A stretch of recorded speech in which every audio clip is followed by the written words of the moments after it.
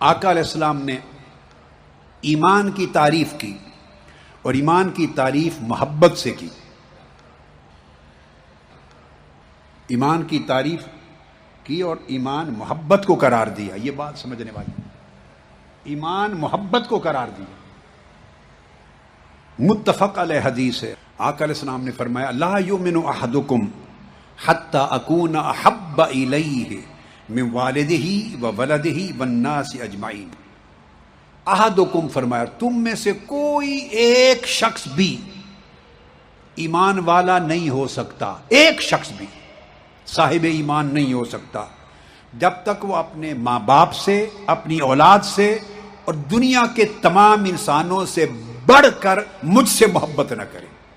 پھر دوسری حدیث میں یہ صحیح مسلم کے لفظ ہیں، وہاں فرمایا لا یؤمن عبد، اور ایک اور روایت میں فرمایا لا یؤمن الرجل، لا یؤمن الرجل، کہ کوئی بندہ اور کوئی شخص ایمان والا نہیں ہو سکتا جب تک حتی اکون احب الیہ من اہلہ و مالہ والناس اجمعین، یہاں تک کہ میری محبت اس کی ساری محبتوں سے بڑھ نہ جائے. خاندان کی محبت، بیوی بچوں کی محبت، مال و دولت کی محبت اور کل رشتوں کی اور انسانوں کی محبت. اس وقت تک کوئی ایک شخص فرمایا صاحب ایمان نہیں ہو سکتا. پھر آقا علیہ السلام نے فرمایا لا یؤمن احدکم حتی یکون اللہ ورسولہ احب الیہ مما سواہما. کوئی شخص ایمان والا نہیں ہو سکتا جب تک اللہ اور رسول کی دونوں کی محبت ہر شے کی محبت سے بڑھ نہ جائے. اور یہ فرما کر آخر پہ پھر فرمایا، پھر اپنی ذات پر ارتکاز کیا. اپنی ذات پر فرمایا ولا یؤمن احدکم حتی اکون احب الیہ من ولدہ ووالدہ والناس اجمعین. امام احمد بن حنبل نے روایت کیا. اللہ اور اس کے رسول سے محبت کی محبت ہر محبت سے بڑھ نہ جائے. اور پھر اسی حدیث کا اختتام کرتے ہوئے آقا نے فرمایا کہ میری محبت ہر شے کی محبت پہ غالب نہ آ جائے.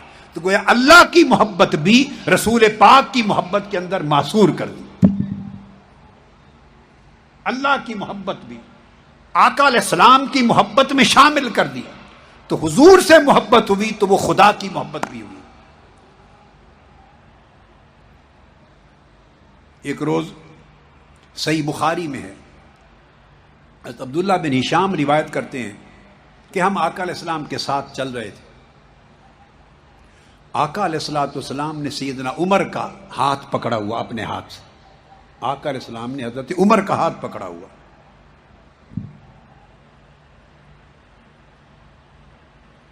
جب ہاتھ پکڑا تو آقا علیہ السلام کی بارگاہ میں سیدنا عمر فاروق رضی اللہ تعالیٰ عنہ نے عرض کیا، حضرت عمر نے، یا رسول اللہ لأنت احب الی من کل شیء الا من نفسی. وہ سچے لوگ تھے، سچے، جھوٹی بات نہیں کرتے تھے، دکھلاوا نہیں کرتے تھے. عرض کیا یا رسول اللہ مجھے آپ سے اتنی محبت ہے کہ کائنات کی ہر شے سے آپ زیادہ محبوب ہیں، ہر شے سے سوائے میری اپنی جان کے. اندازہ کر لیں. عرض کیا کہ ہر شے سے بڑھ کر محبت ہے مجھے سوائے میری جان کے. جب یہ عرض کیا کہ میری جان سے ابھی آپ کی محبت بڑی نہیں، تو آقا علیہ السلام نے فرمایا فقال النبی لا. آقا علیہ السلام نے فرمایا عمر نہیں، پھر ابھی ایمان مکمل نہیں ہوا. لا،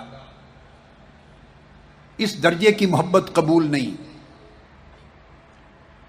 فرمایا لا والذی نفسی بیدہ حتی اکون احب الیک من نفسک.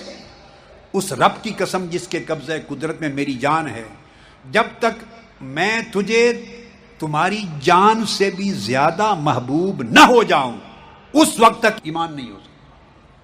جب آپ نے یہ کلمہ فرمایا تو آپ کی زبان مبارک سے اس کلمہ کے نکلنے کی دیر تھی کہ آپ کی حالت بدل گئی. اس ایک جملے سے حالت بدل گئی.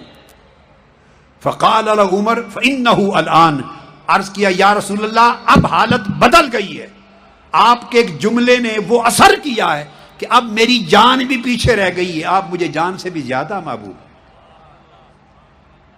واللہ لانت احب الی من نفسی، اب آپ مجھے اپنی جان سے بھی زیادہ محبوب ہیں۔ فقال النبی صلی اللہ علیہ وسلم الآن یا عمر، آقا نے فرمایا عمر اب تمہارا ایمان کامل ہوا۔ اب آپ اندازہ کر لیں کہ جان کی محبت کتنی عزیز ہوتی ہے، جان کی۔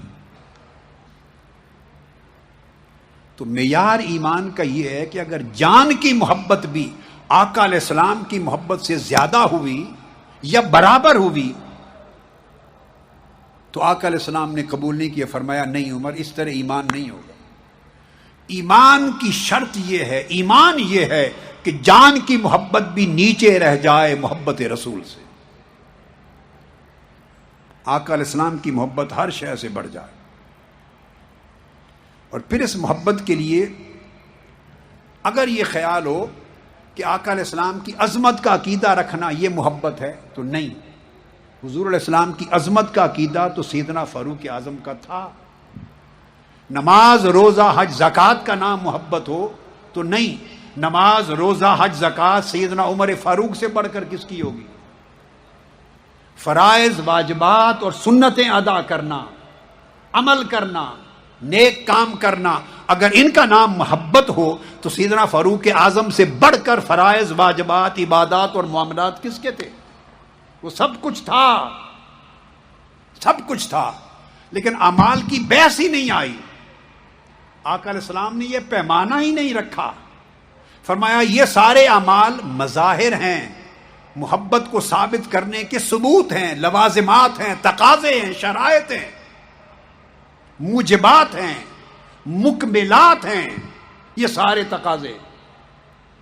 یہ محبت فی نفس ہی محبت نہیں، جب محبت کی بات ہوگی تو دیکھا جائے گا کہ اپنی جان سے کتنی محبت ہے، پوچھا جائے گا اپنے والدین سے کتنی محبت ہے، بیوی بچوں سے کتنی محبت ہے، اولاد اور نسل سے کتنی محبت ہے، گھر بار سے کتنی محبت ہے، تجارت و کاروبار سے کتنی محبت ہے، مال و دولت سے کتنی محبت ہے، اپنی زندگی زندہ رہنے سے کتنی محبت ہے۔